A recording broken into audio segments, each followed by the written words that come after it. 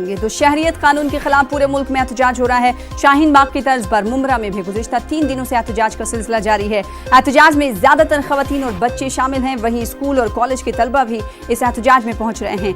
एहतजाज में मुतादिद मुमताज समाजी और सियासी शख्सियात भी शामिल हो रही हैं। गुज़िश्ता शब तीस्ता से तलवार MLA अबू आसिम आज़मी ने भी एहतजाज में शिरकत की। वहीं टाटा इंस्टीट्यूट के तलबा भी एहतजाज में शामिल हुए। एहतजाज में रोज बरोज इजाफा हो रहा है।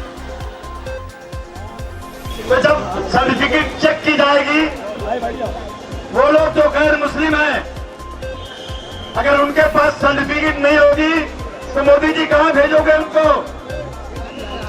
कहां भेजोगे? तुमने कहा है कि मैं सिर्फ बांग्लादेश, पाकिस्तान और अफगानिस्तान के लोगों के लिए कर रहा हूं जो वहां माइनॉरिटी के लोग हैं, लेकिन यहाँ तुम सबकी सर्टिफिकेट चेक करके कहां भेजोगे? हम चाहते हैं उसमें नेपाल भी जोड़ लीजिए, चाहिए तो चीन भी जोड़ लीजिए, बर्मा भी, म्यांमार जोड़ लीजिए, भूटान भी जोड़ लीजिए और श्रीलंका तो बिल्कुल जोड़ लीजिए, क्योंकि हमारे 2 लाख श्रीलंकन हिंदू भाई बहन राजनीतिक अत्याचार की वजह से हमारे जमीन पे रह रहे हैं और हम चाहते हैं कि उनको भी नागरिकता मिले। वो बहुत अच्छा एक्सपीरियंस है ये तो दिखाने के लिए, और इन लोगों को बात करने के लिए हम बहुत खुशी से हैं। ये प्रोटेस्ट है ना, वो ज़रूर जीतेंगे। Citizens of India are on street.